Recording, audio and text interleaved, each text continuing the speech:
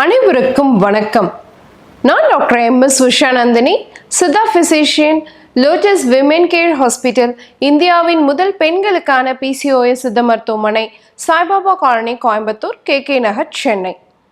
இனியும் இந்த நிகழ்ச்சியில தொடர்ந்து நம்ம பெண்கள் சார்ந்த பல ஆரோக்கிய குறிப்புகளை பார்த்துட்டே வரங்க.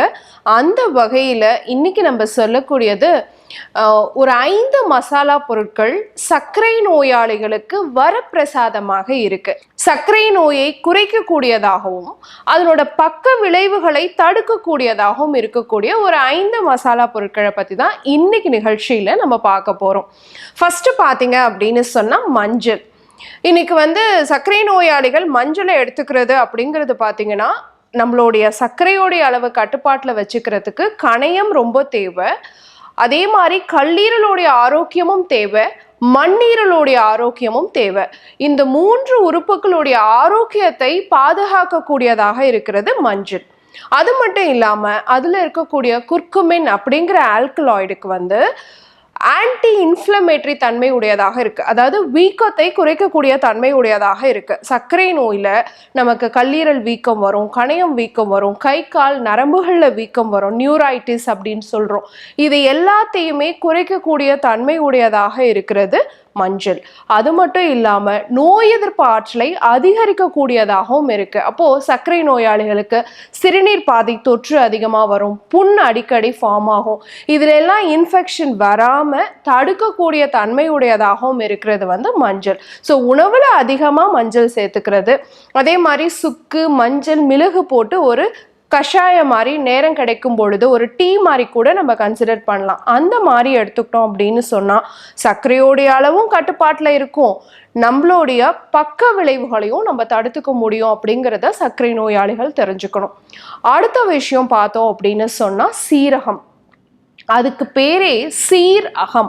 உங்க அகத்தை சீராக்கக்கூடியது, உடலை சீராக்கக்கூடியது. ஸோ பித்தத்தை தன்னிலைப்படுத்தி கல்லீரலுடைய செயல்திறனை மேம்படுத்தி சர்க்கரையோடைய அளவை மட்டும் கட்டுப்படுத்தாம, சர்க்கரை நோய் வந்துருச்சுனாவே கூடவே அண்ணன் தம்பி மாதிரி நமக்கு இரத்த அழுத்த நோயும் வரும். உயர் இரத்த அழுத்தத்தை கட்டுப்படுத்தக்கூடிய தன்மை உடையதாக இருக்கிறது சீரகம். ஸோ அடிக்கடி சீரக தண்ணி குடிக்கிறதே சர்க்கரை நோயாளிகளுடைய சர்க்கரையை குறைக்கக்கூடிய தன்மை உடையதாக இருக்கு. அடுத்து 3வது விஷயம் பார்த்தோம் அப்படின்னு சொன்னா வெந்தயம். ஸ்ப்ரவுட்டட் ஃபெனுக்ரிக் அப்படின்னு சொல்றோம், ஜெர்மினேட்டட் ஃபெனுக்ரிக் அப்படின்னு சொல்றோம். அதாவது முளை கட்டிய வெந்தயம். இது எப்படி யூஸ் பண்ணலாம் அப்படின்னு பார்த்தீங்கன்னா, நீங்க நைட்டே வெந்தயத்தை ஊற வச்சுட்டு காலையில நீங்க ஒரு அரை ஸ்பூன் அளவு வெந்தயத்தை ஊற வச்சுட்டு ஈவினிங் அந்த தண்ணியை இருத்துட்டு ஒரு சின்ன முடி மாதிரி கட்டி வச்சிட்டிங்க அப்படின்னு சொன்னால் அடுத்த நாள் காலையில் அது முளை விட்டுரும். ஸோ அந்த வெந்தயத்தை மோரில் நீங்கள் மிக்ஸ் பண்ணி எடுத்துக்கலாம். அப்படி இல்லை எங்களால் டெய்லி செய்ய முடியாது அப்படிங்கிறவங்க நேரம் கிடைக்கும் பொழுது ஒரு 50 கிராம் அளவு வெந்தயத்தை நல்லா ஊற வச்சு முளை கட்டி முளை வந்த பிறகு நல்ல நிழல் காய்ச்சலாம், நல்லா பெரட்டி காய வச்சு நீங்கள் மிக்சியில் போட்டு பொடி பண்ணி வச்சுக்கலாம். இந்த ஸ்ப்ரவுட்டட் முளை கட்டின வெந்தயம் அப்படிங்கிறது பயோ ஆக்டிவ்ஸ் அதிகமாக இருக்கிறதா சொல்லப்படுது. அதாவது நம்ம சர்க்கரையோடைய அளவை குறைக்கிறதுக்கு வெந்தயம் பெரிய பங்கு வகிக்குது. ஆனாலும் அதை முளை கட்டும் பொழுது அதில் இருக்கக்கூடிய சத்து பொருட்கள் இன்னும் அதிகமாக இருக்குது அப்படிங்கிறது ஆராய்ச்சி முடிவாக இருக்குது. ஸோ சர்க்கரையோடைய அளவை குறைக்கிறதுக்காகவும் இரத்த அழுத்தத்தை குறைக்கக்கூடிய தன்மை உடையதாகவும் உடல் ஆரோக்கியத்தை மேம்படுத்தக்கூடிய தன்மை உடையதாகவும் இருக்கிறது வெந்தயம். ஸோ சர்க்கரை நோயாளிகள் பொறுத்த வரைக்கும் இந்த வெந்தயம் பார்த்தீங்க அப்படின்னு சொன்னால் அவங்களுக்கு நிச்சயமாக ஒரு வரப்பிரசாதமாகத்தான் அமையுது. அடுத்து பார்த்தோம்னா சன்னலவங்க பட்டை. சன்னலவங்க பட்டை அப்படிங்கிறது சுருள் பட்டை அல்லது சிலோன் பட்டை அப்படின்னு சொல்கிறோம். சாதாரணமாக நம்ம வீட்டில் மசாலாக்காக யூஸ் பண்ணக்கூடிய பட்டை வேற. அந்த பட்டை இன்ஃபேக்ட் நம்ம சமையலுக்கே பயன்படுத்தக்கூடாது. நம்ம யூஸ் பண்ண வேண்டியது இந்த சன்னலவங்க பட்டை அப்படின்னு சொல்லக்கூடிய சுருள் பட்டையை தான். ஸோ இந்த சுருள் பட்டையை எப்படி பயன்படுத்தலாம் அப்படின்னு பார்த்தீங்கன்னா, நீங்கள் ஒரு 100 கிராம் அளவு வாங்கிட்டு நல்லா மிக்சியில் பொடி பண்ணி வச்சுக்கிட்டு அதில் ஒரு 2 சிட்டிகை அளவு போட்டு சுடுதண்ணியில் கலக்கி குடிக்கலாம். அப்படி இல்லை அப்படின்னா பட்டையை ஜஸ்ட் தண்ணியில் போட்டு கொதிக்க வச்சும் நீங்கள் குடிக்கலாம்.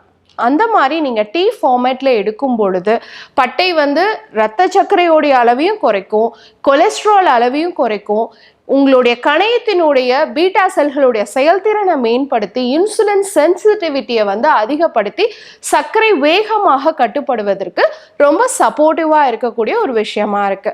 அடுத்து பார்த்தோம் அப்படின்னு சொன்னா கிராம்பு. இந்த லவங்க மொக்கு கிராம்பு அப்படிங்கிறது வந்து பார்த்தீங்கன்னா நம்ம உடலினுடைய நோய் எதிர்ப்பு ஆற்றலை அதிகரிக்கக்கூடியதாக இருக்கு. சர்க்கரை நோயினுடைய பக்க விளைவுகளை தடுக்கக்கூடியதாகவும் இருக்கு.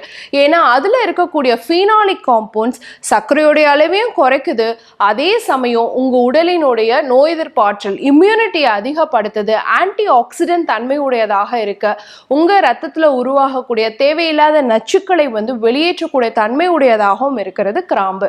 ஸோ நேரம் கிடைக்கும் பொழுது அந்த முக்கை மட்டும் கிள்ளிட்டு ஒரு 2 கிராம் லைட்டா தட்டி ஒரு டம்ளர் தண்ணி போட்டு கொதிக்க வச்சு ஒரு டீ ஃபார்மேட்ல எடுத்தீங்க அப்படின்னு சொன்னா உங்க இருதயம் முதல் மூளை வரை இருக்கக்கூடிய ரத்த ஓட்டமும் சீராக இருக்கும். அதே சமயம் உடல் கை கால்கள் அங்கங்க சர்க்கரை நோயினால வரக்கூடிய வலியையும் நீங்க பொறுத்துக்க முடியும்.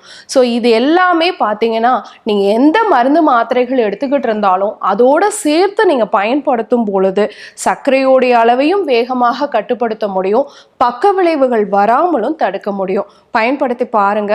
இதே மாதிரி இன்னொரு ஆரோக்கிய குறிப்போட நான் உங்களை சந்திக்கிறேன். இயற்கையோடு இணைவோம், ஆரோக்கியமாக இருப்போம், ஆனந்தமாக வாழ்வோம். நன்றி, வணக்கம்.